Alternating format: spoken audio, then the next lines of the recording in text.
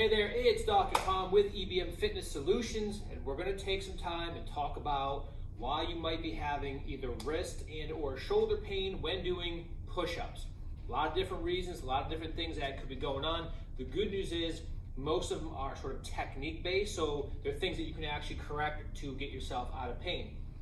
Number one thing that people jack up when they're doing push-ups is they forget or never know that push-ups are a total body exercise. They should be considered that way so that when you set up, basically from like your head and neck area right down to your feet, everything kind of has to be engaged and has to work together.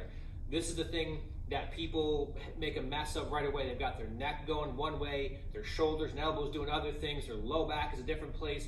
It's a dumpster fire, it's a train wreck. So first things first, when you think about push-ups, think about total body, everything needs to work together. And we'll break that down in this video series and kind of talk about how to do that and what to look for. But you got to think about that first. Make sure that everything is locked in together. Otherwise, you will always struggle doing push-ups. Another very important thing to discuss is that most people, it doesn't matter whether you're younger or older, whether you're a man or a woman, doesn't matter. Most people do not belong on the floor when doing push-ups. And this is from the same thing I just mentioned. People can't maintain the proper technique on the floor. They get on the floor and it looks like, again, it's a mess. So most people need to come up onto a bar, do a bit more of an incline push-up or go onto a bench or some steps or something. But most people do not qualify or belong on the floor when doing push-ups. So for this video series, I'm going to primarily discuss push-ups on the floor, which I think is what most people think of when they think of a push-up, and the incline version of a push-up. We're going to kind of break down both, but we're going to talk about those two primarily because what you need to really do is you need to master the basics. If you're having pain in the wrist or the shoulder with push-ups, then don't worry about the cool variation you saw on the internet. Get good at the basics. Master the basics. Then the technique things that we're going to talk about will actually apply to all the cool variations, okay? And there's tons of ways you can modify a push-up to make it harder and challenge different things. But for now, if you're dealing with pain, or if you just want to tighten up your technique, we're going to focus on the incline push-up, and we're going to focus on the regular push-ups on the floor, and then we're going to kind of build out from there. As I mentioned previously, this series is going to look at push-ups on the floor and incline push-ups. So first, let's make sure that we're on the same page here. What do I mean when I say push-ups on the floor? Well, take a look at the video here. What you want to see is the body kind of moves as one piece, all the way down, all the way back up. The head and neck, the upper back, the low back, the hips, everything goes together. There's no breakdown in one part of the body, and you got to come all the way down, you got to come all the way back up. That is what we're talking about. So when I say push-ups on the floor, that's what I'm talking about. If you cannot do that, then you need to go up onto an incline surface, which I'll talk about in a minute. But forcing floor push-ups can be one of the main reasons that you're having pain in the wrist or the shoulders. Essentially, the exercise is too challenging, but you're force-feeding the movement, which is problematic. So if you cannot do the reps like the video showed, then you need to come up to an incline. So let's talk about the incline push-up. What does that look like? So take a look at this video. So the incline push-up is basically a push-up on some sort of a surface. So it could be a bench. In the video, I'm using a bar and a squat rack. You could use a Smith machine if you're at a gym. But basically, the goal is to find a spot that's not horizontal. So when you're on the floor, you're horizontal, right? If you go up against the wall and do a wall push-up, you're now vertical. We want something in between there. So vertical is too easy. Horizontal, for most people, is too difficult. We want to find the spot that makes the movement challenging, but allows you to keep your good sort of technique, your good overall posture as you do the push-up. This is where most people need to start. And they need to start there because of all the things that we're going to talk about. It's very difficult to learn how to keep the head and neck, the shoulders, the elbows, the abs tight, the hips under control, all while being on the floor. The goal is that you come up to the incline position, make it a little bit easier so you can focus on all those little pieces, and then bring that sort of new technique or that sort of revamped technique down to the floor and do your reps that way. But for the short term, you're going to want to come up to an inclined surface, kind of tighten up your technique, bring all the pieces that we're going to talk about together, and then bring them back to the floor. So what I want to show you real quick is how to set up your hands when when putting them on the bar doing the incline push-up. And this can be done with a bar and squat rack, or it can be done on a Smith machine as well. So in the middle here, you can see this is kind of a smooth part of the bar right through here. Then you get to this kind of rough part, which is called knurling. It's the stuff that kind of will rip up your hands and give you the calluses and all that. For the incline push-up though, what you want to do is right at the edge where the smooth and the knurling come together, put your thumb on either spot like this, okay? And we'll talk more about this in a subsequent video, but this position here, it sets your hands up in a good overall position. Your hands will be slightly wider than your shoulders, and that's gonna be ideal, and we'll talk about why that matters later on. But start with this position. A lot of people start too close, and they unknowingly make the exercise a lot harder than it needs to be. And you definitely don't want to go on the edges here. There's a little, you can't see, this side here, there's like a little ring, another smooth part. That's too far. Okay, we'll talk about sort of hand position as far as narrow and wide. But generally speaking, thumbs here, and then we'll talk about how to set your hands up and do your push-up from there. But this is a great way to make sure you have proper hand position, which ties into both wrist, elbow, and shoulder position when you're doing your incline push-ups. So let's talk about some wrist pain if you're doing the incline push-ups. What does that mean? What's something that, what can you do to sort of help correct that? One of the actually most common things that happens is that when people set up, instead of keeping their wrist straight, when they lower down, they really kind of roll and extend the wrist, which takes the emphasis off the bigger muscles of the chest and the shoulder, and it puts it right on the wrist joint. So what do I mean? So basically when the person's setting up, they come down and they drop their hands down like this, so that a lot of pressure is put right in through here. Ideally what you want when you come down is that the wrist stays up this way, not down this way. When you drop the hand down like that, that takes, again, the emphasis from the bigger muscles that should be doing the work, and it puts it squarely on the joint. So now you're stressing and you're overloading the wrist joints, and especially in that bottom position when all your weight is down here. So what you want to try to do is when you set your hand position with the knurling, is try to wrap your thumbs over the top if you can. Some people don't like the way that feels.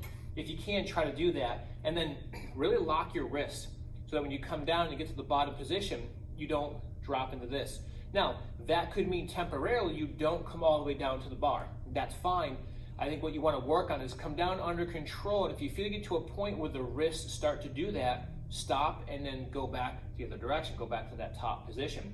Because you don't want to reinforce this position. It's going to hurt, and from a muscle building standpoint and a strength standpoint, there is actually no benefit. It does not help you to do that to your wrist. Again, what you want to do is keep the wrist straight as you lower down, as you press back up. So really be aware of that, even if it means you have to limit your range of motion temporarily. So let's say you're on the floor doing some push-ups, but you feel some discomfort in the wrist. What does that mean? What can you do about it?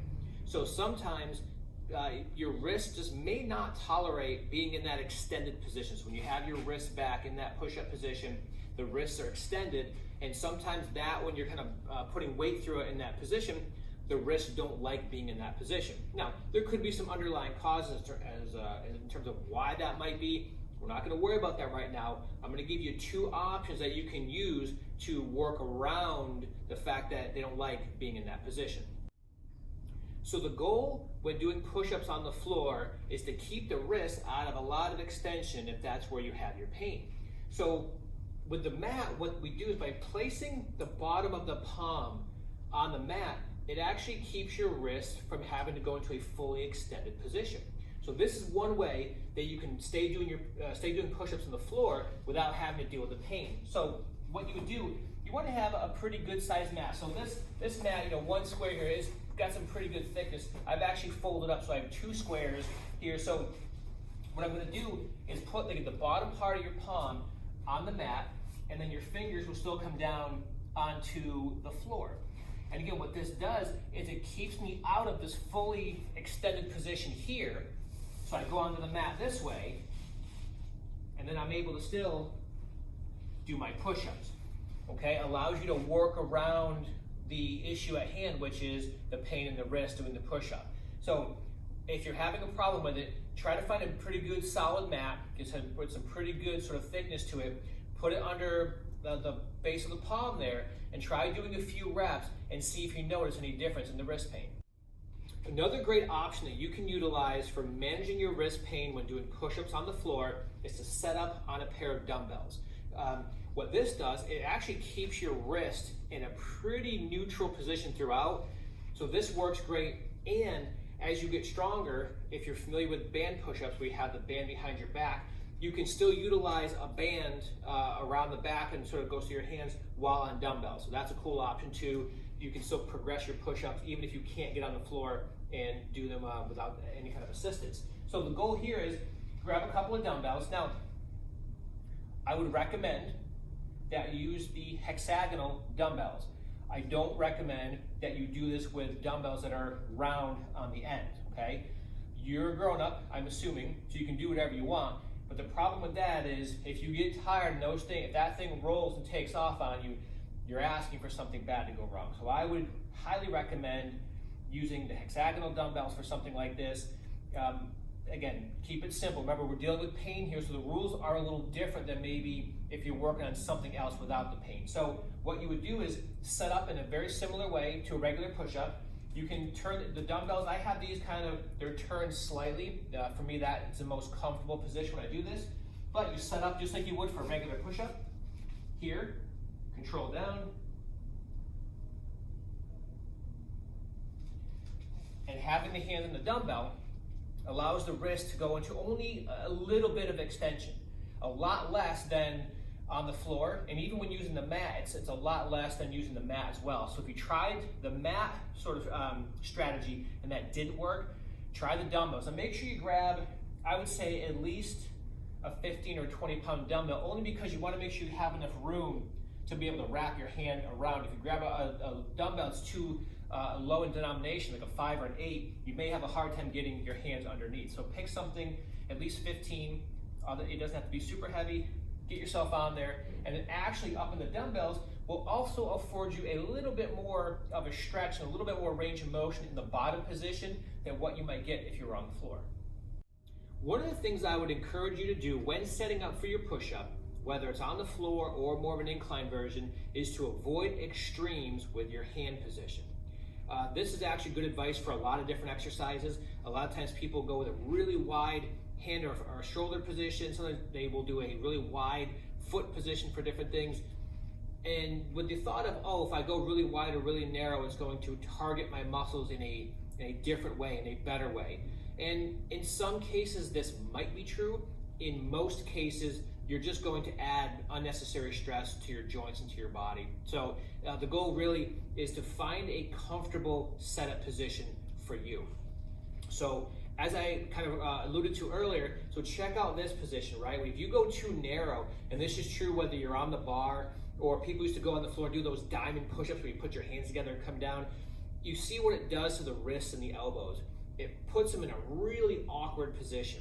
So I would advise against doing something like that. Unless you're a big fan of joint pain and irritation like that, then go crazy and knock yourself out. But generally speaking, you want to have your hands a little bit wider than your shoulders.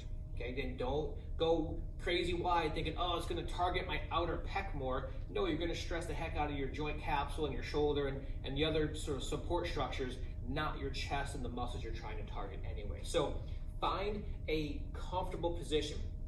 And make sure too that when you're on the bar, when you come down, the bar should hit you right across the middle of your chest. If it's up here towards your collarbone or below your chest, getting closer to like your abdominal area, you're in the wrong position. Readjust your position. On the floor, a lot of people get their hands into a bad position to start. So what they end up doing is they have their hands kind of way out in front, they're this way, and then they end up doing something like this. Not only is that a terrible looking push-up, but it's putting a ton of stress on your joints. So make sure the hands are in, again, they're kind of in line with your chest, right? So here, okay, so they're kind of lining up there, and then when I come down, everything's in a good position. The focus stays on the chest, the shoulders, and the triceps, which are the main movers when you're doing the push-up. So that's what you should really be focusing on. So hands about in line with your chest. When the hands come down, they're about here, not up here, not too far here. And I'm gonna give you some other kind of tips and then in the coming videos about sort of how to do some of these things. But when you set up, make sure that we avoid the extremes. Not too close, because it causes the wrists and elbows to really get into an awkward position.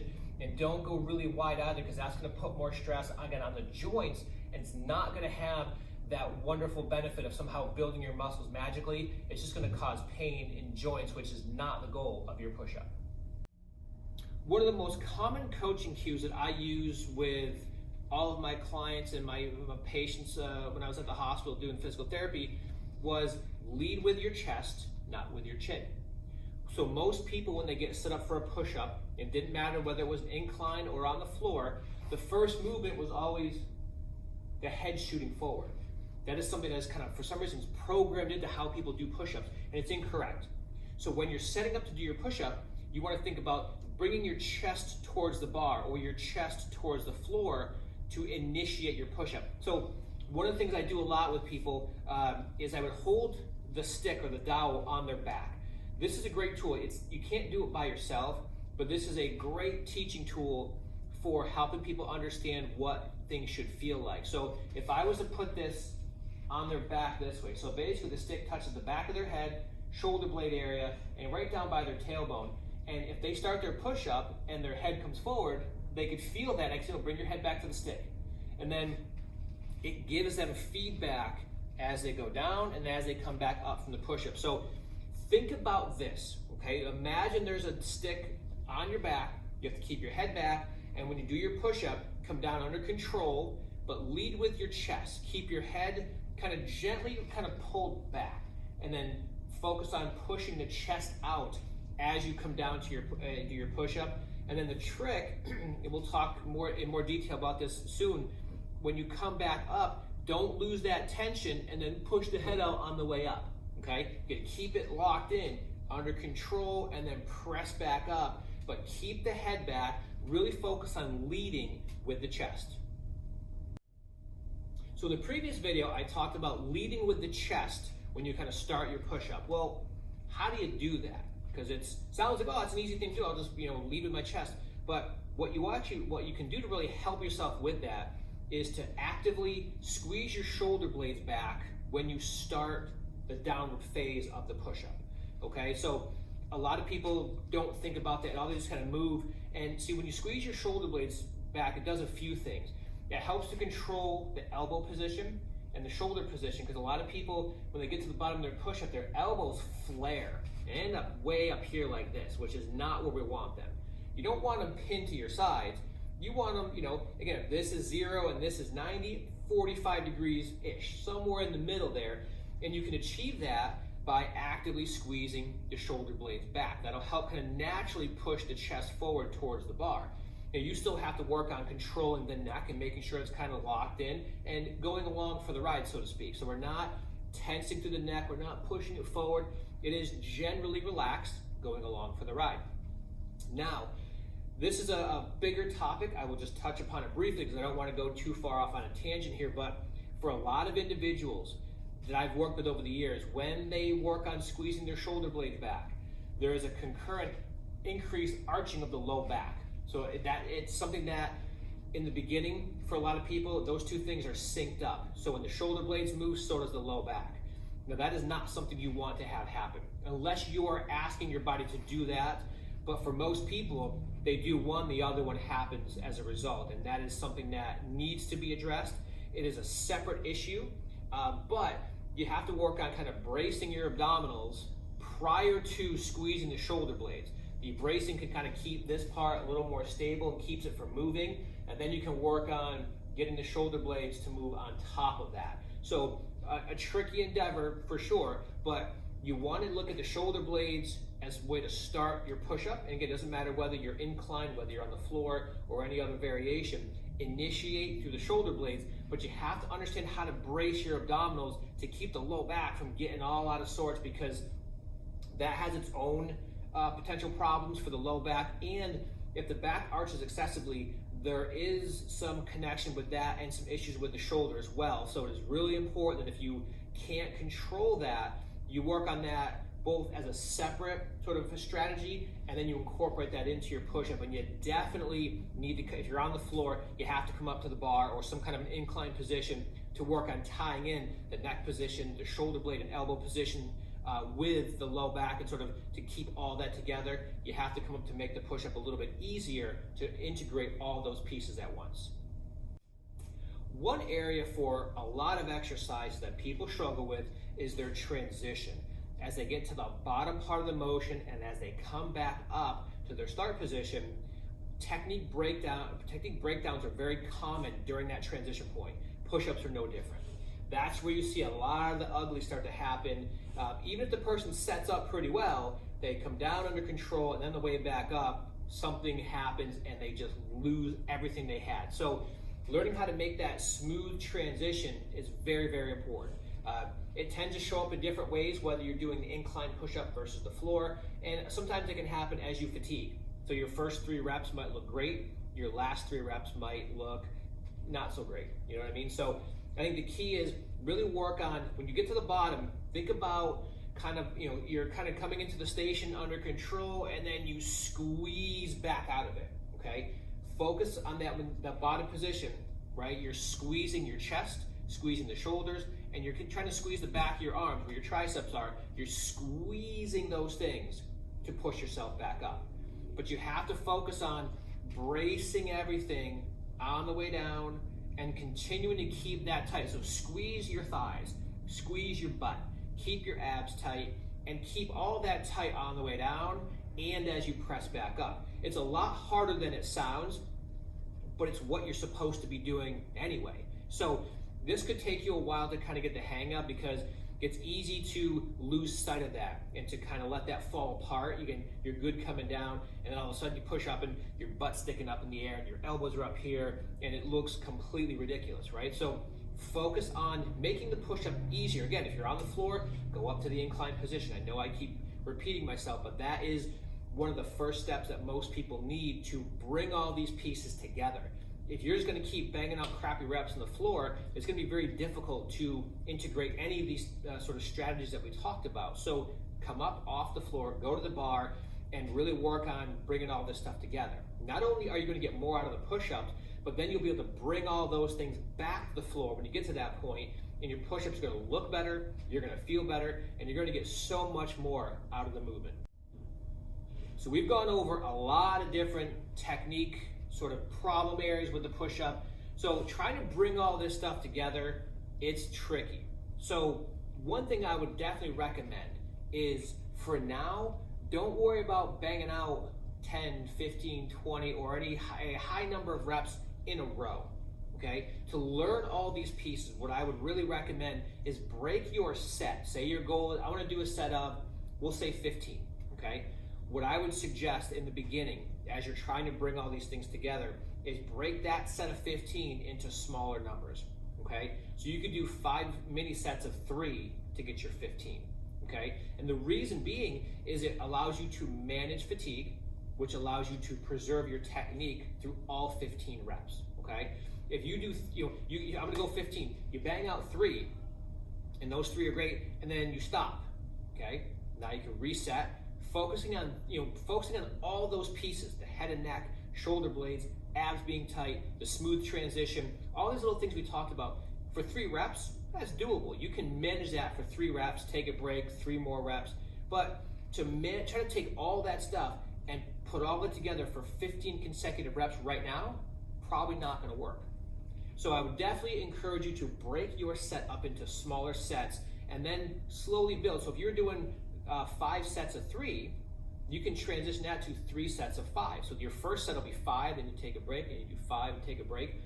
And then from there, you can actually start to have the breakdown be sort of unequal numbers. So you could have, maybe you get to 8 before you feel a breakdown in your technique, then you stop, reset, and then maybe you get 5, and then you get the last 2, or something like that. So your numbers no longer have to be even, but in the beginning, to make it simple, to give you an easy way to track it, pick a number and just do, if you're doing 10 reps, do 5 sets of 2, okay? If you're doing 12, you can do 4 sets of 3, something like that. But keep the reps brief, and the rest in between, is only going to be a 10 or 15-second break. Okay, you don't have to sit there for 60 seconds, but I think having that little bit of a break will allow you to have better quality reps all the way through the entire set, not just at the beginning.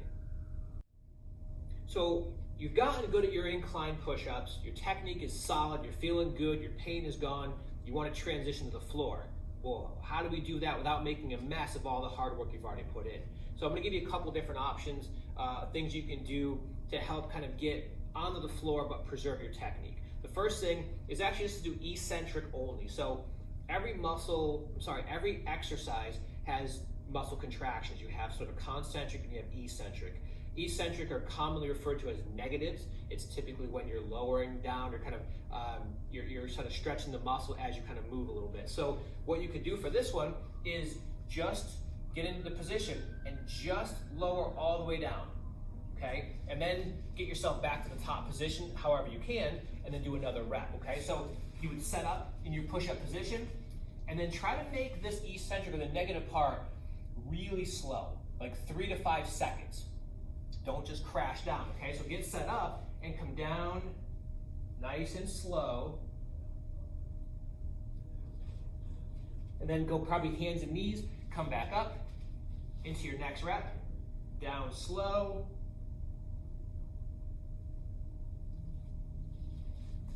So that's gonna work on helping you control the head and neck, actively squeeze your shoulder blades, keeping your abs tight. We're not gonna worry about the transition just yet. Work on just the eccentric part, keep all those things in place, and then I'll show you another way you can work on taking the eccentric and moving into both the what's called the concentric part of the push-up. So another way you can work on transitioning from the inclined position down to the floor is to use a foam roller. So what this does, it's going to limit your range of motion, and that's by design. Okay, so maybe you've worked with the eccentric a little bit, and you want to start working on actually pressing back up with good technique. This would be a great way to start to do that. So the bottom part of the motion is where you're going to have the hardest time. It's where you're going to have the greatest chance of having your technique fall apart. So this is going to keep you probably in the upper part of the motion, which for now is going to be okay. I would probably use a combination of doing some reps eccentric only and then doing some reps this way to kind of work on both parts of it. But what you would do is you set up over the foam roller. So the goal is you're going to touch your chest to the foam roller. So you don't want to have it up by your face. You don't want to have it too low down towards your abdominal area. So again, set up in your good push-up position. Now this time, you don't have to do it as slow of an eccentric. It doesn't have to be a 5-second eccentric, but still make it under control, okay? So you're going to come down, touch, and then back up again. So when you touch the foam roller though, don't relax. It's not like, oh cool, I made it, I'm gonna take a break now. You're gonna pause in that position, but keep everything tight. Your legs and your glutes, your core is tight, your arms and shoulders, everything's tight, and then you press back up, okay? That is a great way to work on bringing all the technique stuff together on the floor through part of the range of motion. So if you've been mastering your eccentric push-ups on the floor and you did the full foam roller, get yourself a half foam roller.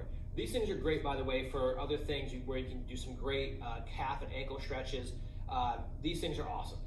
But they're also great for push-ups because a lot of people, they start to do those little T-Rex push-ups, you know, where T-Rex takes push-ups because their arms are so short. So we used to do, they come down and they start to kind of not get the full range of motion anymore, which is no good.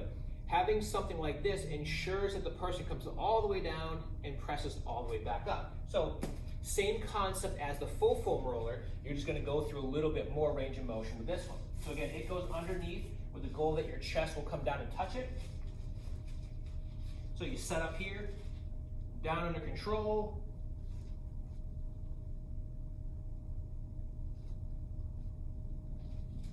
Again, pause briefly. Don't relax though. Again, everything stays tight. Keep that total body tension as you lower down and as you press back up. So I would use all three of these ideas, the eccentric only, the full foam roller, and then start to work on these, not necessarily all in the same workout, but as you're working on your push-ups, they all can kind of help one another. This can be sort of your test. Can I get all the way down and press all the way back up without having sort of a breakdown in the technique? And if you're not sure how your technique looks, take your phone out, prop it up, and record yourself doing a set or a few reps or something. The video's not going to lie. And so see what does it look like, so that way you can connect perception versus reality. You think it feels this way, does it? Does it look that way? Or is it actually something a little bit different? So by watching the video, you'll be able to see, oh, I'm sticking my butt up in the air, or oh, my elbows are flaring up. It'll give you some feedback in terms of the things that you can work on next.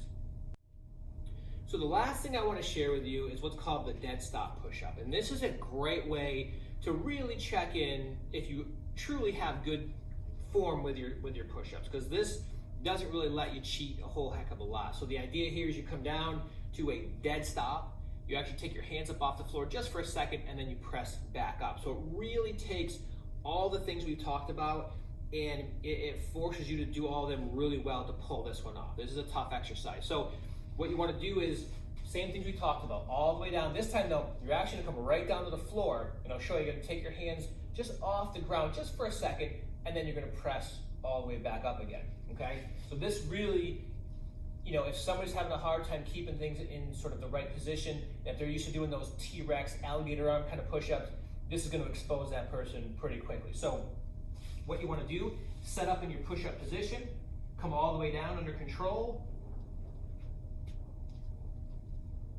down under control. So it's just a simple modification, but it makes the movement much harder because now there's no momentum. You can't really bounce or cheat out of that bottom position. We've taken that all away. When you do take your hands up off the ground, obviously you're going to take the tension out of the upper body a little bit because your hands are no longer touching the ground, but the rest of your body should remain sort of tight and engaged and ready to go. So your abs are tight, your legs are still ready to go, so as soon as your hands come back down, everything is ready to go. So you don't kind of use that as a means to take a break. You're just kind of taking away the momentum. You're getting rid of the momentum so you can't cheat through the rest of the motion.